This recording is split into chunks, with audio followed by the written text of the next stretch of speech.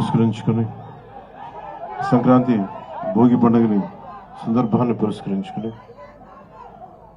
అమరావతి మన రాజధాని, ఆంధ్రప్రదేశ్ రాజధాని, ఇక్కడి నుంచి రాష్ట్ర మన ప్రజలందరికీ సంక్రాంతి శుభాకాంక్షలు. ఈ వేదిక పైన ఉన్న పెద్దలు,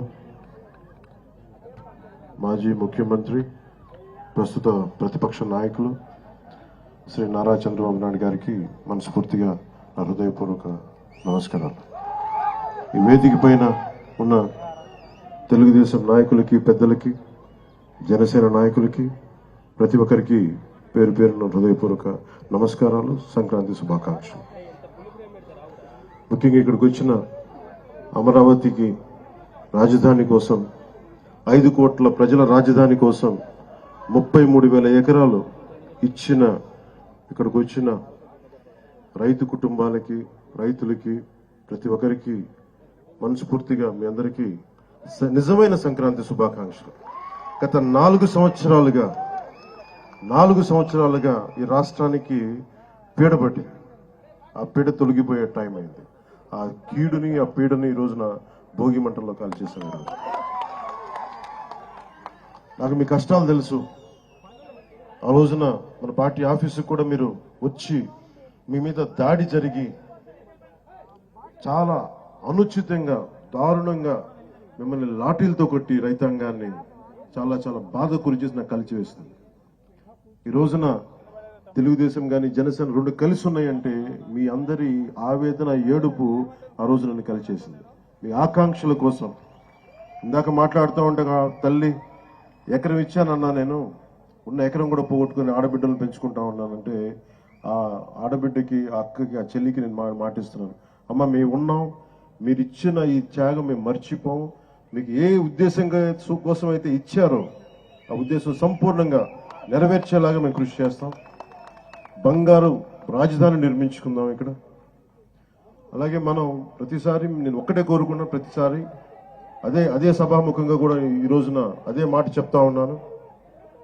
ప్రతిసారి మీరు జై అమరావతి అన్నప్పుడల్లా ఒకటి గుర్తుపెట్టుకొని, మీరు ఆంధ్ర కోసం, మీరు 5 కోట్ల మంది ప్రజల కోసం మీరు ఈ రోజున రాజధాని ఇచ్చారు.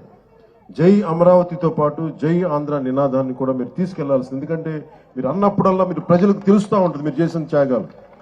కేవలం జై అమరావతి అంటే ప్రజలకి, 5 కోట్ల మంది ప్రజలకి అర్థం కావట్లేదు.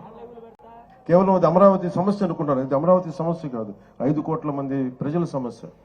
ఈ రోజున మీకు వచ్చిన కష్టం రేపు పొద్దున్న శ్రీకాకుళం, ఇచ్చాపురంలో వస్తుంది. అటుపోతే మనకి ఇంక్లూడింగ్ కడపలోని పులివెందులో కూడా వస్తుంది. అందుకని ఇది రైతు అని యువజన శ్రామిక రైతు కాంగ్రెస్ అని పెట్టుకున్నారు, కానీ రైతుకి ఏమాత్రం న్యాయం చేయని ఈ వైఎస్ఆర్సీపీ పార్టీ ముందుగా మీకు ద్రోహం చేశారు. భవన నిర్మాణ కార్మికులకి ద్రోహం చేశారు.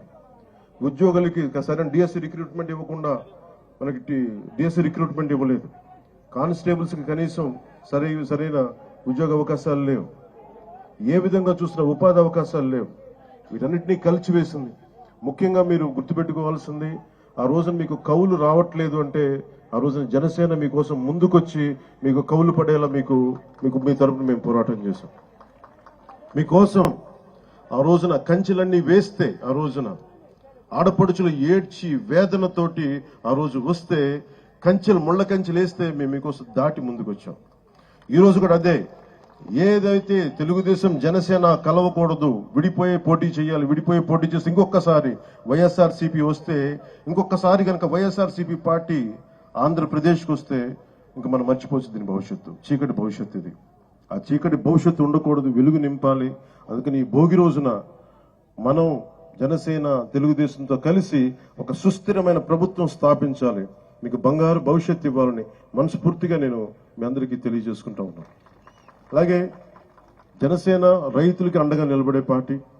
ముఖ్యంగా కౌలు రైతులకి మేము స్వయంగా పార్టీ తరపు నుంచి ఇంతమందికి మేము స్వయాన ₹1,00,000 చొప్పున అందరికీ అందజేశాం.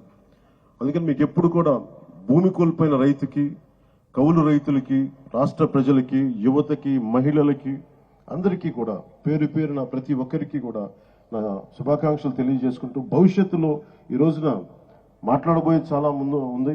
అందుకని ప్రత్యేకంగా అందరికీ శుభాకాంక్షలు తెలియజేసుకుంటూ, అలాగే అమరావతి వేదిక నుంచి కూడా మన తెలంగాణ ప్రజలందరికీ కూడా నేను సంక్రాంతి శుభాకాంక్షలు తెలియజేసుకుంటా ఉన్నా. తెలుగు ప్రజలు ఎక్కడున్నా, విదేశాల్లో ఉన్నా, కర్ణాటకలో ఉన్నా, తమిళనాడులో ఉన్న తెలుగు ప్రజలందరికీ, భారతదేశ ప్రజలందరికీ మన అమరావతి కేంద్రం, మన రాజధాని నుంచి వారందరికీ సంక్రాంతి శుభాకాంక్షలు తెలియజేసుకుంటూ, వచ్చే సంవత్సరం జనసేన తెలుగుదేశం ప్రభుత్వంతో అద్భుతంగా మనందరం ఇక్కడ సంక్రాంతి జరుపుకుందామని తెలియజేసుకుంటాం. అందరికీ మనస్ఫూర్తి అభినందనలు తెలియజేసుకుంటూ, ప్రతి ఒక్కరికి పేరు పేరున ధన్యవాదాలు తెలుపుకుంటూ, ఈ సంక్రాంతి మీకు ఇది క్రాంతి, మార్పుతో కూడిన, విప్లవంతో కూడిన సంక్రాంతి. ఇది మీ అందరికీ వెలుగులు నింపాలని, కాంతితో పాటు క్రాంతి కూడా రావాలని మనస్ఫూర్తిగా కోరుకుంటూ సెలవు తీసుకున్నాను.